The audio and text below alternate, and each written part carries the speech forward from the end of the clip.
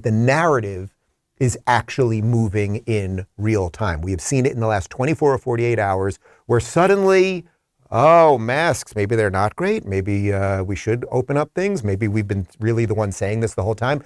This is CNN's Leana Wen. She is one of their medical correspondents. She's the former president of Planned Parenthood. That's just an interesting tidbit of information there. And we've got a bit of a compilation of her on how the science has changed. Do you agree with the move?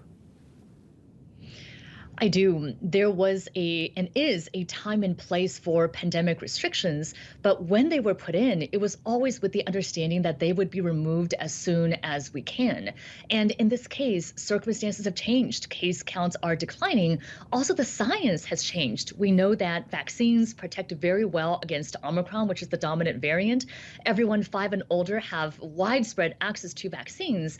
And we also know about one-way masking, the idea that even if other people around you are not wearing masks, if you wear a high quality mask, that also protects you, the wearer, too. And so in this case, I'm not saying, I don't think anyone really is saying that no one should ever wear masks, but rather that the responsibility should shift from a government mandate imposed from the state or the local district or the school. Rather, it should shift to an individual responsibility by the family who can still decide that their child can wear a mask if needed. Man, that is just extraordinary. I'm not for gulags for my political opponents, but I don't know what you do with someone like her. I mean, that is profoundly evil. She has been pushing mandates. She has been pushing masks, the idea that everyone has to wear them. Now she's saying you can wear too, and they shouldn't have to do it. Also, the science has changed. No, the science hasn't changed. And this idea that suddenly, oh, now we know that the vaccines work on Omicron. 2 weeks ago, they were telling us it didn't work on Omicron, and that's why everybody was getting COVID over Christmas and New Year's and everything else. So now here's the compilation of her saying completely the opposite over the past 2 years. One other thing that we're seeing now, and I think this is a response to the rise of Delta, is more willingness among governmental authorities and others to mandate the vaccine. We saw that yesterday the VA said it's going to require the vaccine for its employees. We saw the mayor of New York, the governor of California. Do you anticipate seeing more in this vein, more requirements? Yes, and it cannot come soon enough. You can remain unvaccinated if you so choose, but if you want to be in public and potentially could be infecting others with a dangerous and sometimes fatal disease that's highly transmissible, then there's an obligation of society. I mean, I think you could have an opt-out the way that France, for example, or Italy and other countries are doing, saying that if you want to be in bars, restaurants, movie theaters, etc., either be vaccinated or have proof of a recent negative test.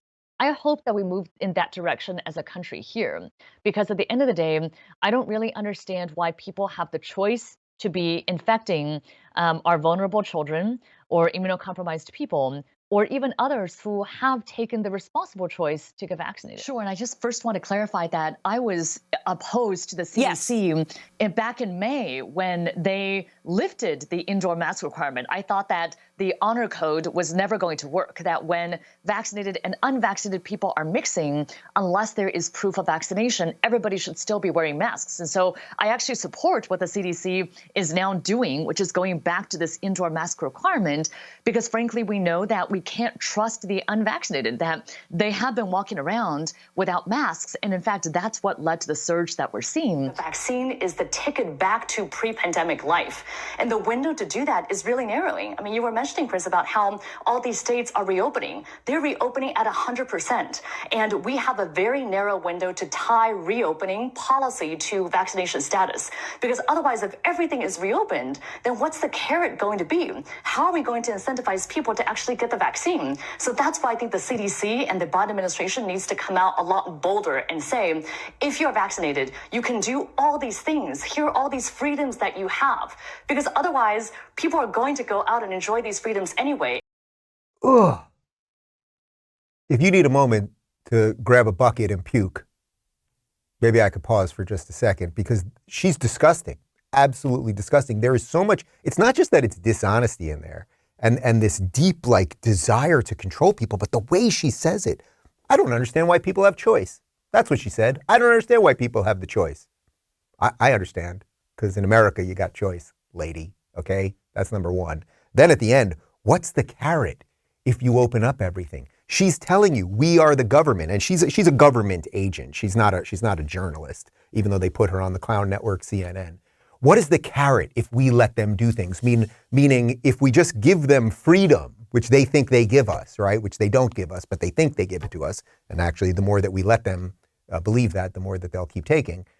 Then why would they do what we want if they've already got the carrot, right? Because rabbits like carrots, and rabbits usually, when they're domesticated, live in little cages, and that's what they would love for us. So this woman is an extraordinary liar. What she's realizing right now, and what CNN, and this is what I'm saying about the narrative shift, they're all realizing that everyone really hates the Democrats right now, and you really should. You really should. I mean that. These people have destroyed lives. They have broken our education system. They have caused depression and drug use to skyrocket. They have destroyed our cities.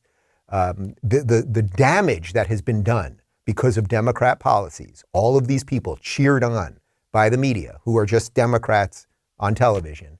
The damage that has been done will be 2 generations, easily. I knew it.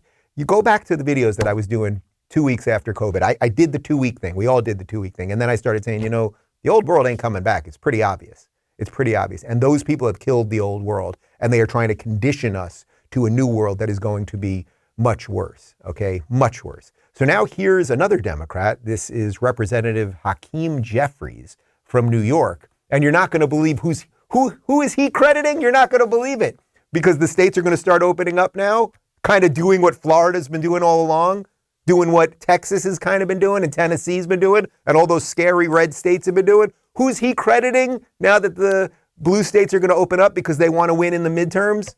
Yeah, he's crediting Brandon. Take a look. And the Omicron variant is in retreat. And that's not by accident. That's because under President Biden's leadership, a public health infrastructure was put into place, beginning with the American Rescue Plan without a single Republican vote, to ensure that we can do everything possible to crush the virus. And that is what has been happening. I'm going to have to start drinking in the middle of the day.